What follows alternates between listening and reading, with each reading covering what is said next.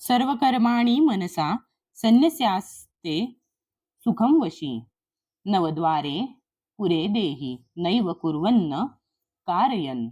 13. सर्व सर्व कर्माणि कर्मे मनसा मनाद्वारे संन्यस्य त्याग करून आस्ते राहतो, सुखम सुखाने, वशी संयमित, नवद्वारे 9 दारे असलेल्या पुरे नगरामध्ये देही देहधारी आत्मा न कधीच नाही एव निश्चितच कुर्वन करतो न नाही कार्यन करवितो. जेव्हा देहधारी जीव आपली प्रकृती संयमित करतो आणि मनाद्वारे सर्व कर्मांचा त्याग करतो, तेव्हा तो कर्म न करता तसेच कर्म न करविता 9 द्वारे असलेल्या या नगरात भौतिक शरीर सुखाने राहतो. तात्पर्य: देहधारी जीव हा 9 द्वारे असलेल्या नगरात राहतो. देहाची किंवा देहरूपी नगराची कर्मे प्रकृतीच्या विशिष्ट गुणांद्वारे आपोआपच केली जातात. जीव जरी शरीरावस्थेमुळे प्रभावित होत असला तरी त्याची इच्छा असल्यास तो त्या शरीरावस्थेच्याही पलीकडे जाऊ शकतो. आपल्या श्रेष्ठ प्रकृतीचे विस्मरण झाल्यामुळे तो भौतिक देहाशी तादात्म्य करतो आणि म्हणून तो दुःख भोगतो.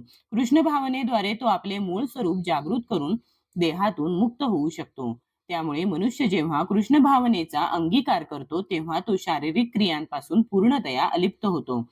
अशा संयमित जीवनामध्ये जेव्हा त्याच्या विचारामध्ये परिवर्तन येते तेव्हा तो 9 द्वारे असलेल्या नगरात सुखाने राहतो. ही 9 द्वारे पुढील प्रमाणे आहेत. नवद्वारे पुरे देही हंसो लेलायते बहिः वशी सर्वस्य लोकस्य स्थावरस्य चरस्य च. जीवाच्या शरीरामध्ये निवास करणारे भगवंत हे संपूर्ण ब्रह्मांडातील सर्व जीवाचे नियंत्रक आहेत. शरीराला 9 द्वारे असतात. 2 नेत्र, 2 नाकपुड्या, 2 कान, 1 मुख, 1 गुद आणि 1 उपस्थ.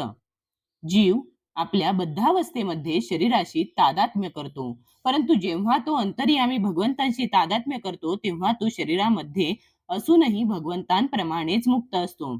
श्वेताश्वतर उपनिषद 3.18. म्हणून कृष्ण भावना भावित मनुष्य भौतिक शरीराच्या बाह्य तसेच आंतरिक या दोन्ही प्रकारच्या क्रियांपासून मुक्त असतो.